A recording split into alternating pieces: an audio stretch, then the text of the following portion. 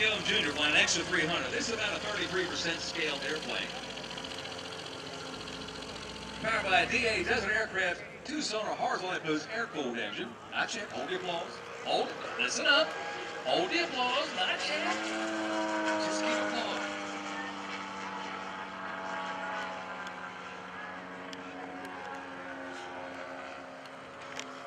And we got the Super Cub flying. Earl McMillan's flying the Super Cub for us.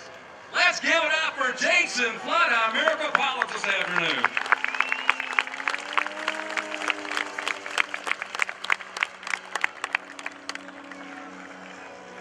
Now these RC radio-controlled airplanes being flown for us this afternoon. Again, Dave Malcolm Jr. flying the extra 300, the low wing, or actually it's a mid-wing. Actually, I didn't take a close look at it. It took off.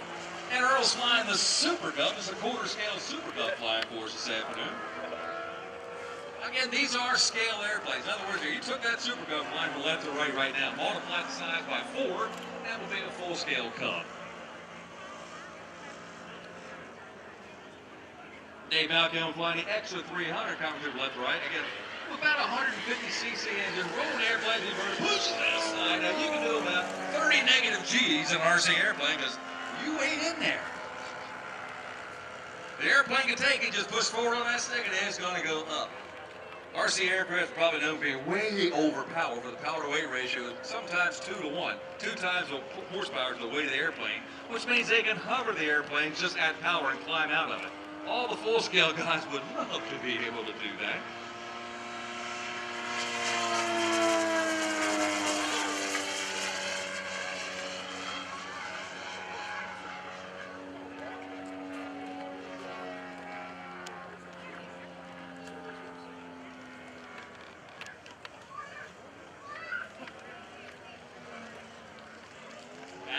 The full-scale guys do, the scale guys can do also.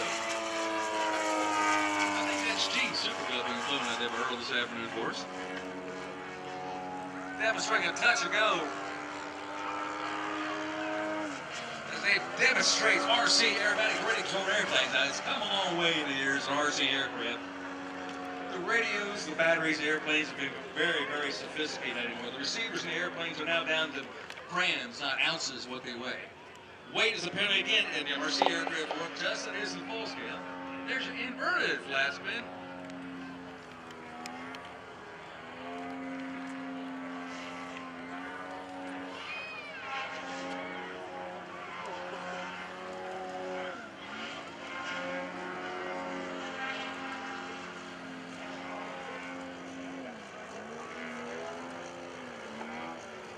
You know, Howdy, it used to be car. I know Howdy, yes. Now it's cell phones. Anybody lost a cell phone in one of the plastic facilities around here would like to come up here and claim it. We have it at the announcing stand. The guy on the right side said it is not claimed. The air boss owns it. If you want to claim it, you're going to give us your phone number so we can call it, make sure it's yours. Good idea. Hopefully some pretty lady lost her cell phone.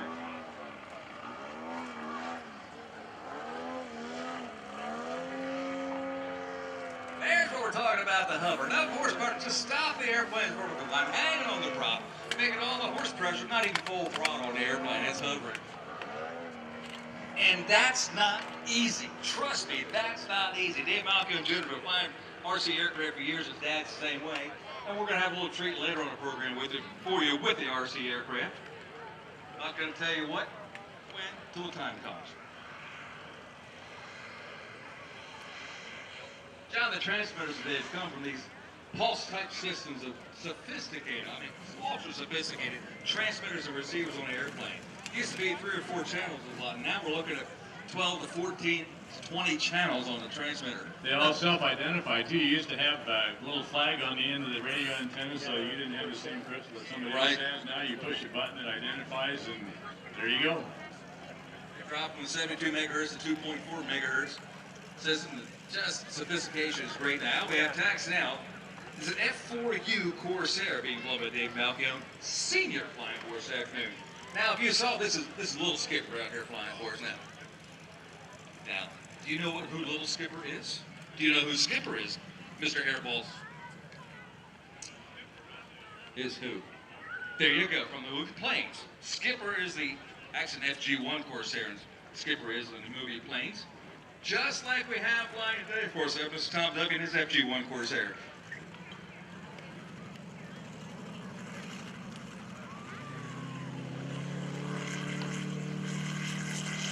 And this airplane is actually powered by a 5-cylinder radial engine. It is a round engine, RC scale radial engine in front of this Corsair. And you saw it had the folding wings, retract gear, sophistication plus. Dave Sr. will fly it to scale.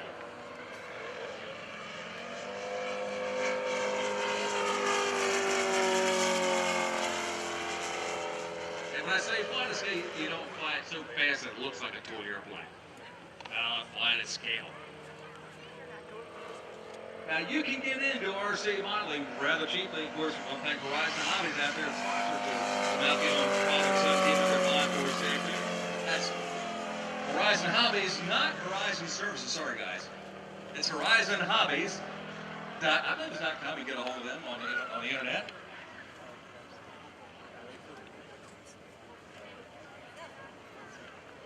For less than $300, you can get in a nice RC style airplane with actually less than $200 or something. But something easy to fly to learn how to fly a radio controlled airplane. Now you want to do that because, wow, that P-51 really looks great. Well, yeah, it looks great, but you're not capable yet. You're going to crash it. You're going to get all disgusted and say, jeez, and lose interest. Well, you buy something that's cheap that you can crash, fix, put it back in the air, fly again, learn how to control the airplane and fly it the way you want. The most difficult thing in flying RC airplanes when the airplane's coming at you, it's backwards. You're flying an airplane with the sticks in front of you, but left is right, right is left, up and down still the same.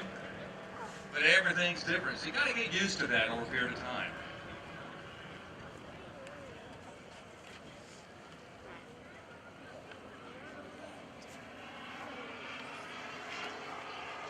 With the airplanes, the scale aircraft are getting bigger and bigger. We have all 6% scale clubs that are flying now. Which is about the size of the BD-5 they're going to fly for us later on. Actually, it's bigger than the BD-5 they're going to fly for us this afternoon. Yes, that shiny little bird sitting in front of the shop line down by the gas pump where the root beer floats. That's going to fly that jet, the world's smallest jet airplane. Going to fly for us in just a little while this afternoon.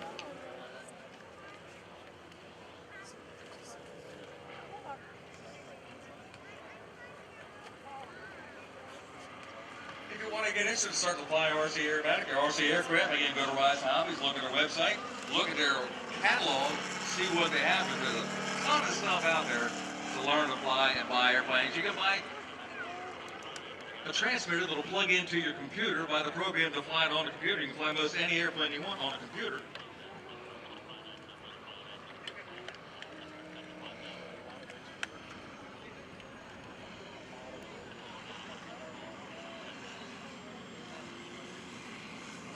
Luke's RC airplanes back there, most of all the Horizon Hobby stuff, so they're over here by the vendor's tent behind the Phillips 66 sign, up towards the hill. See how slow, a nice wheel down there. This Malcolm flying that beautiful FG-1 Corsair. Well, actually F4 Corsair, excuse me. You can stop any time out there, Dave, come on.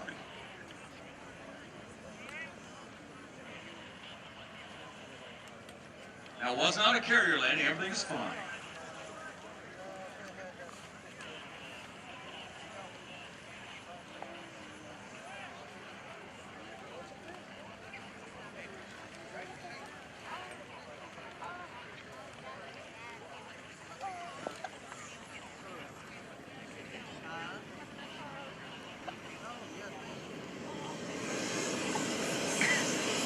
That sounds like there's a jet airplane around here somewhere.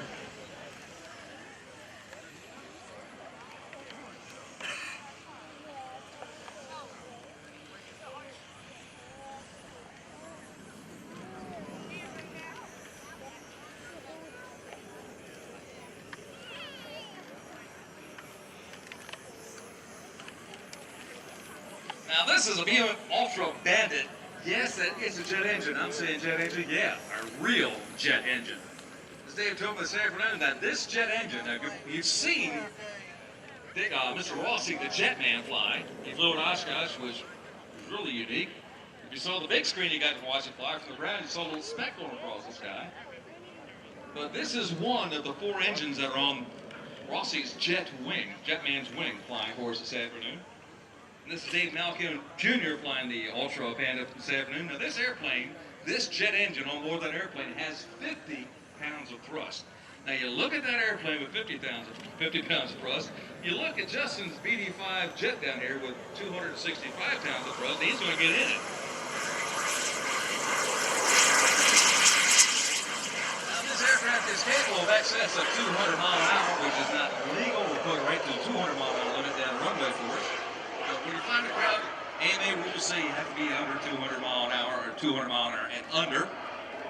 They said the spinal pass will take it right up to the red line for us.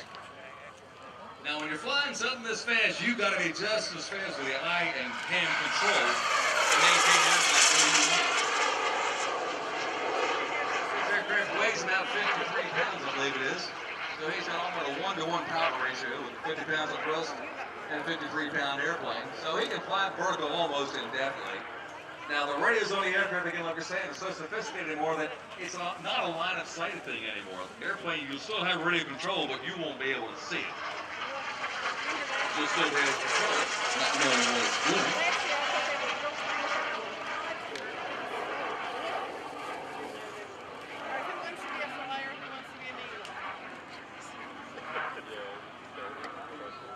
She said you can come back and exchange for anything you want.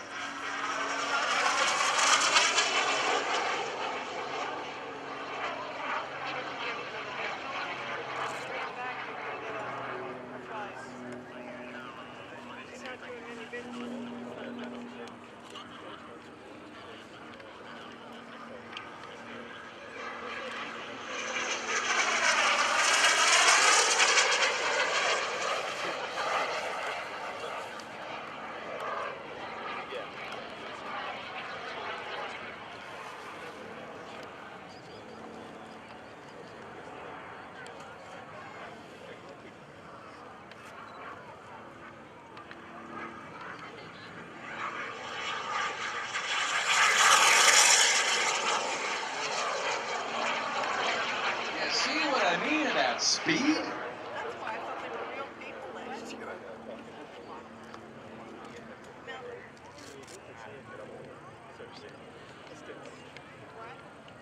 That's where, again, your control with the aircraft like that, close to the ground, something that fast as nice, slow roll the airplane, exactly upright, keeps rolling the airplane over the, well, we don't call that freeloader hill anymore. They did pay to get in here.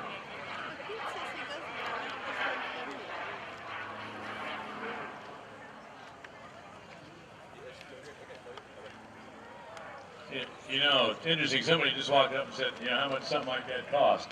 There are a lot of these jets around, and you'll see them that look like this, but they're made out of foam and have an electric powered ducted fan engine in them.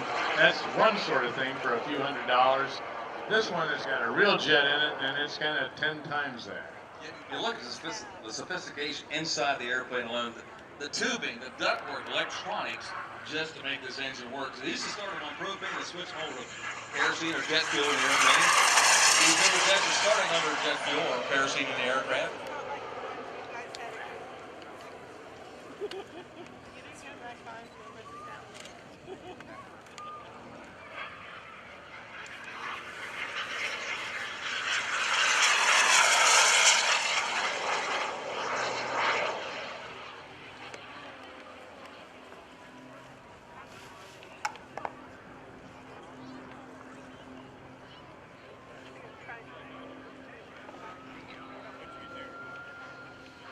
Don't forget, folks, we have somebody's cell phone up here.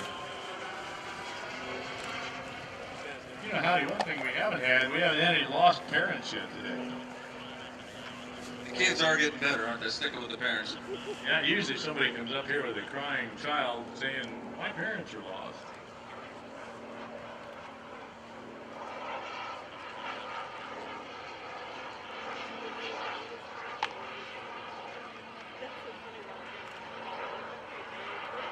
we talk about channels on an airplane, the 10, 12, 6, 8, 4-channel aircraft. Now, you think of channel, well, it takes one channel to control each servo on the airplane.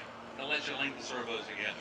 So if you got 2 ailerons, there's 2 channels. You got trackle landing gear, there's a 3rd channel. You got an elevator and rudder, there's 2 more channels. You got a throttle, there's another channel.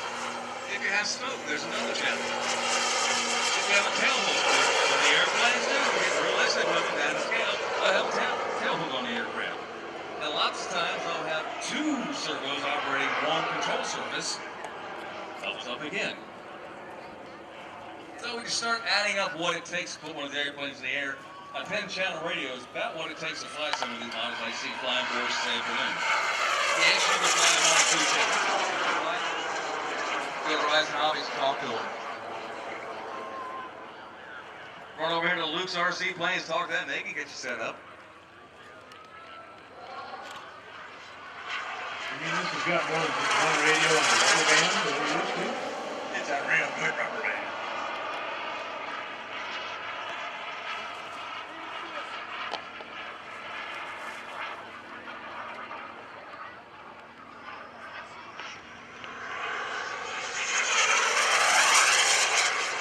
And yes, they do burn a good bit of fuel. Well, I probably flying the same thing. Like Dave Malkin flying his airplanes at Ultra Bandit flying course.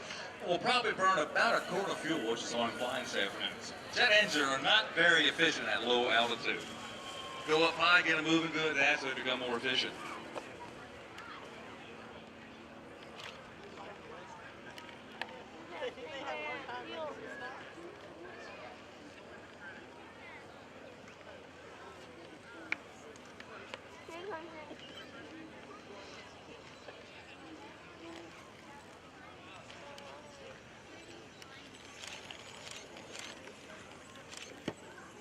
Again, looking at the airplane coming at you, left is right and right is left. After the years of practice of flying the airplanes, it becomes second nature for you at that point to control the airplane where you want. And a lot of the airplanes like this Ultra Bandit, I believe it has brakes on it too. So there's another servo operating the brakes on the airplane.